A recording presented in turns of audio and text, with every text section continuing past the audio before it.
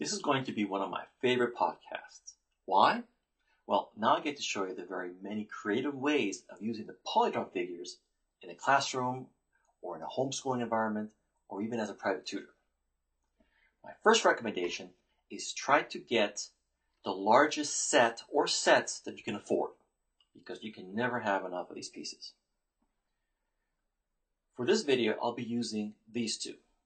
The first one on top is the Polydron School of Geometry set, and the lower one is the Polydron Classroom set for grades 6 through 10. So now, let's have some fun. These are the most typical shapes you will find in most, but not all, of the starter or classroom sets provided by Polydron. We will be using these to construct the solids in this video. If you're a teacher or tutor, you can actually glue some small magnets to the back of some of these pieces and then place them on your magnetic dry erase board. And you can actually, as you can see, write on the pieces with a dry erase marker. Now be aware that these pieces were not designed for this, so they may stain over time. One great way to get started using Polydron products is with the Platonic Solids starter set. With it, you can create these 5 Platonic solids at the same time. This right here is the tetrahedron, octahedron, cube,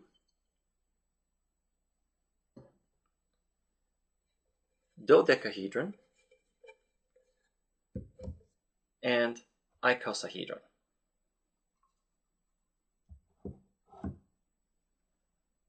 To construct these models, my recommendation is to do a simple internet search for nets of Platonic solids.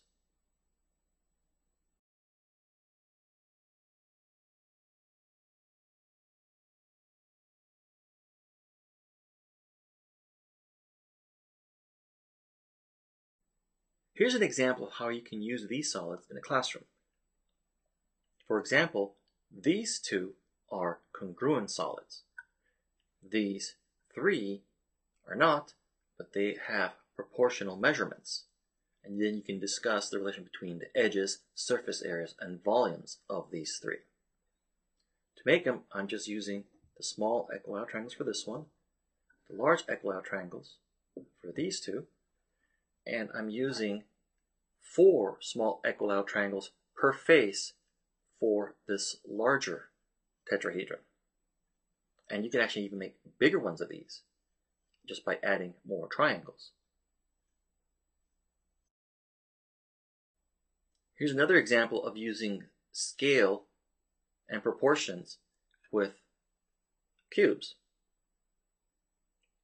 This one is using small squares for each face. I'm using right triangles for each of these faces.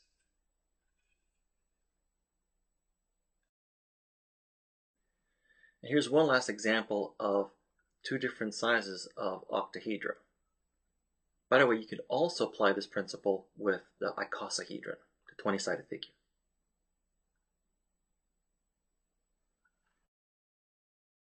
Multicolored faces on the Platonic solid look terrific, but you can also change the colors to stress certain characteristics. For example, here we have a triangular base pyramid, and this is a square base prism. Let's talk about pyramids. The first few are the same as those in the pyramid set video, however, I'm changing the colors for variety. Here we have one that's made entirely of isosceles triangles. This one, I'm emphasizing the base is a right triangle and the sides are all the same color. Here, the base is a slightly darker color to differentiate from the other 3 sides, but I want the sides to be all different. Here, I want matching shapes to be the same color. Here, the right triangles are the same, and then the other triangles are different colors. This one, when you rotate it, you get the same type of pyramid. This one, you get 3. That's the original one is 1. That's 2. That's 3. Here you get 2 different types. 1, 2. This one you get 3. 1, 2, 3. 3 more pyramids for you. These two have square bases, but this one has small equilateral triangles for the sides, whereas this one has the isosceles triangles. This one has a rectangular base, and it uses the large equilateral triangles and the 2 isosceles triangles for the sides. Here are the last 3 pyramids that you saw in the pyramid set video. Pentagonal base, hexagonal base pyramid, and this is the one with the isosceles trapezoid for a base.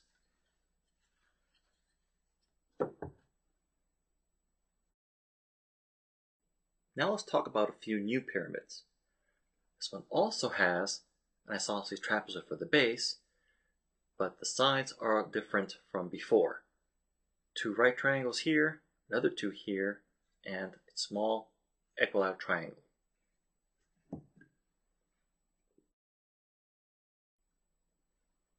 This pyramid has a large equilateral triangle for the base, and the sides consist of 3 right triangles.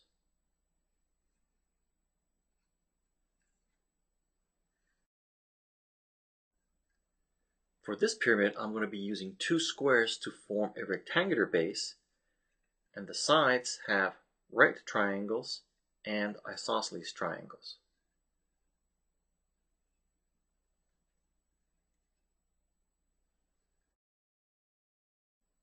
These 3 prisms were presented in the previous video, but I want to show them to you again using the different colors. This one is the one with a pentagon for a base. Here's a hexagonal base prism, and one with a right triangle for a base.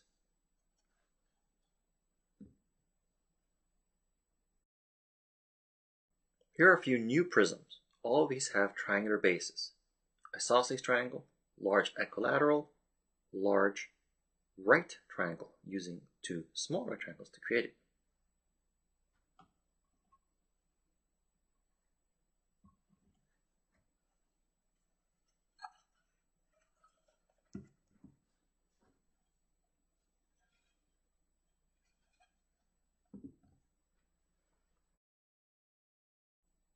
This top prism has a base in the form of a very large isosceles trapezoid. The lower one is an irregular quadrilateral for the base.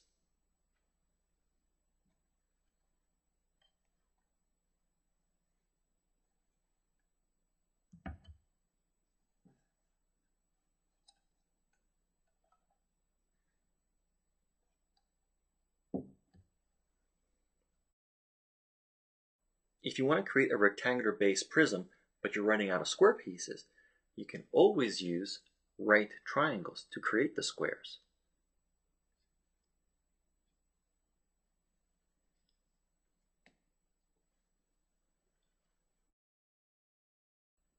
Next, I want to talk to you about oblique prisms.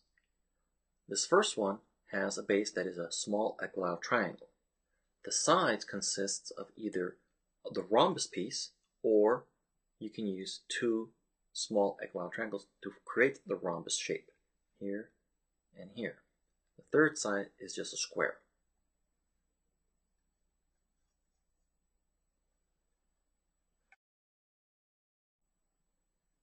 This next oblique prism has a large triangle for the base and 4 isosceles triangles for the sides and 1 rectangle.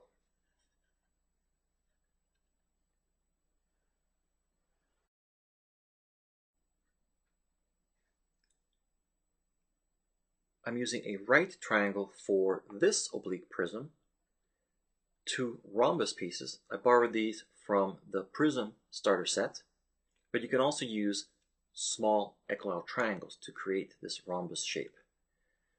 And I also have a rectangle.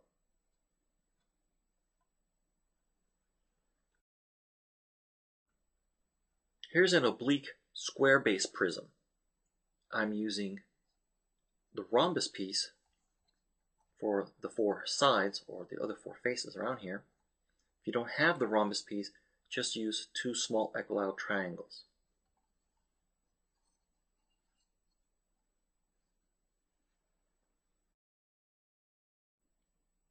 You can think of these 2 prisms as right prisms with parallelograms for the base, or they can be oblique prisms. This one would have a rectangular base and a square base.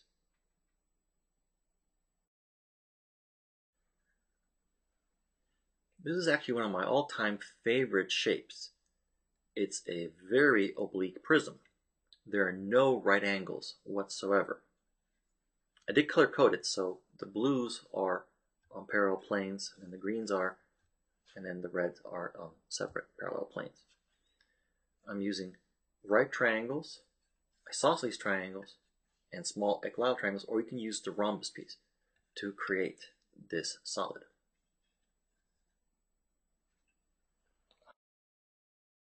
You can create some very interesting solids using the polydron shapes. Here's just one example. I combine a few triangles and rectangles to form a rather oddly shaped prism.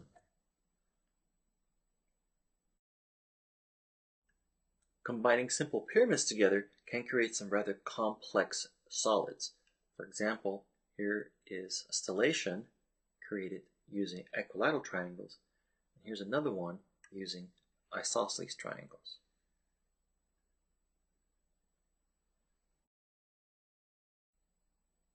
You can create some, but not all, of the Archimedean solids using the Polydron pieces.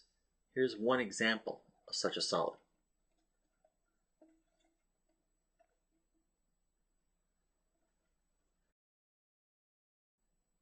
Antiprisms may also be created using Polydron pieces. Here are 3 examples. One with a hexagonal base and isosceles triangles for the sides, pentagon for the base, small equilateral triangles for the sides, large equilateral triangle, right triangles for the sides.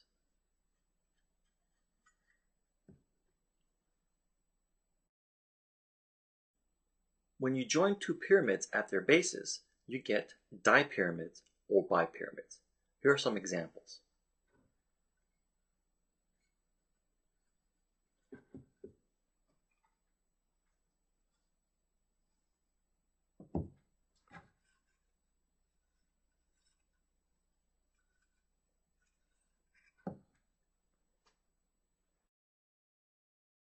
And here are a couple more examples.